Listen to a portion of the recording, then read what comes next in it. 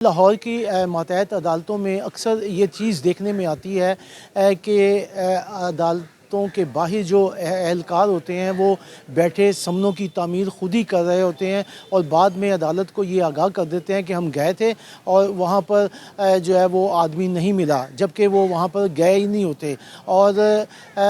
Lahore high court ने इस चीज़ का जो है वो सख्त जो है वो नोटिस लिया है और भ्रमी का इजहार किया है कि आइंदा से कोई भी पुलिस एहलकार जो है वो फ़ोन के ऊपर मुद्दई को, गवाहों को इत्तला जो है वो नहीं करेगा, बल्कि वो ख़ुद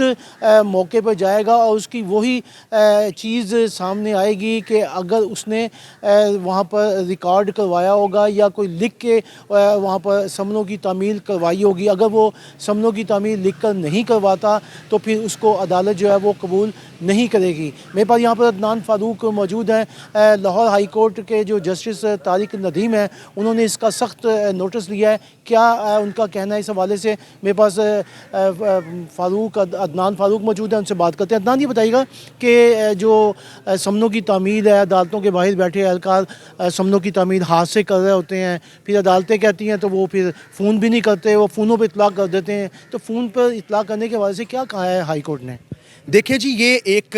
बिल्कुल पुलिस का और वो तमाम इदारे जिसमें एंटी करप्शन वाले भी हैं, एफआईए वाले भी हैं, क्योंकि इनको किसी भी सूरत में एक तरीके को फॉलो करना है कि अगर किसी भी बंदे को तलब करना है, किसी मुलजिम को, गवाह को, मदई को, तो उसके लिए एक सेक्शन है जो कि 160 सीआरपीसी है, जिसके तहत ये लोगों को नोटिस कर सकते हैं, तलब कर सकते हैं, अपने पास बुला सकते हैं। लेकिन यहाँ पे बदकिस्मती से अदालतों में भी और थानों में भी एक बिल्कुल गैर कानूनी प्रैक्टिस अडॉप्ट की जा रही थी, जिसकी लॉ किसी सूरत इजाज़त नहीं देता था। मसलन जिस तरह आपने अभी बात की है कि अगर किसी को नोटिस जारी होता है तो अदालत के बाहर ही बैठ के जो नैब कोर्ट है या अदालती एहलकार है या थाने का वो एहलकार जो वहाँ अदालत में आया हुआ है, वो सिर्फ एक फ़ोन करता है और कहता है जी इस अदालत में आपको बुलाया, फ़ौरन पहुँच जाओ। या वो अपने पास किसी को बुलाना चाहता है तो वो एक टेलीफोन के ज़रिए ही लोगों को अपने पास बुला रहा था। इसके ऊपर जस्टिस तारिक नदीम साहब ने एक मुख्तलिफ जो मैटर्स उनके पास बेल पटिशन्स और मिसलेनियस एप्लीकेशंस की सूरत में आए,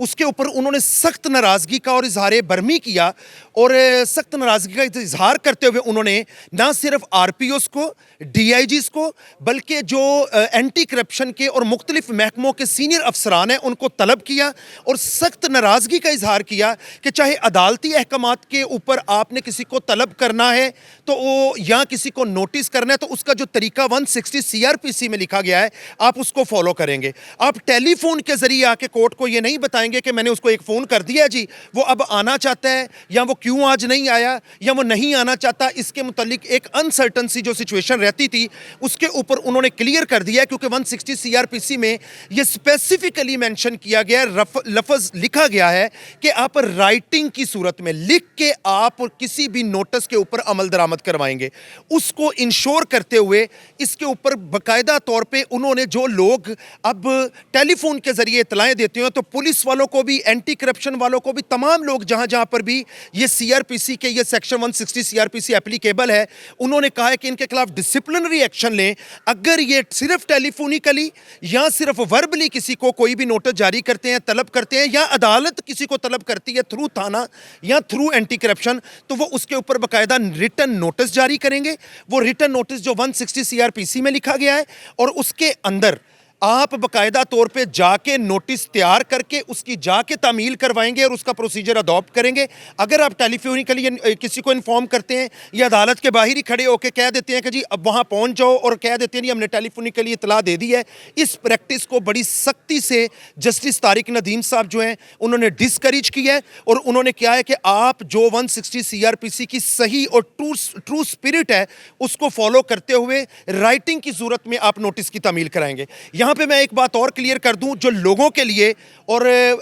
जानने वालों के लिए कि जो लोग एफआईआर हो जाने के बाद अदालतों में आके अपनी प्री अरेस्ट बेल करवाते हैं या अदालतों में आके अबूरी जमानतें लेते हैं, उनके लिए भी जजमेंट मौजूद है कि कोई ज़रूरी नहीं है कि वो खुद जाएं और जाके शामिल तफ्तीश हों। इसके ऊपर भी जजमेंट मौजूद है कि आप उस वक्त तक शामिल तफ्तीश होने के पाबंद नहीं है जब तक 160 सीआरपीसी के तहत आपको बाकायदा तौर पर मुतल्लका तफ्तीश दोषी जो आपकी एफआईआर के मुतालिक आप इन्वेस्टिगेशन कर रहा है आपके मामले की, आपको नोटिस रिटन की सूरत में नहीं सर्व करता और उस नोटिस के थ्रू आपको नहीं बुलाता, तो इस प्रैक्टिस को ऑलरेडी पहले ही जजमेंट मौजूद है कि कोर्ट्स जो हैं इसको डिस्करेज करती हैं। अब इसको अपने जस्टिस तारिक नदीम ने मुख्तलिफ जजमेंट की सूरत में उन्होंने इस बात को क्लियर कर दिया है कि 160 सीआरपीसी में क्योंकि रिटन का वर्ड लिखा हुआ है कि आप रिटन की सूरत में एक नोटिस जारी करेंगे, उसकी तामील करवाएंगे, फिर आप मुल्जमान की, मदई की या गवाहान की हाजिरी को कोर्ट्स में भी इंश्योर करेंगे और अपने पास भी इंश्योर करेंगे।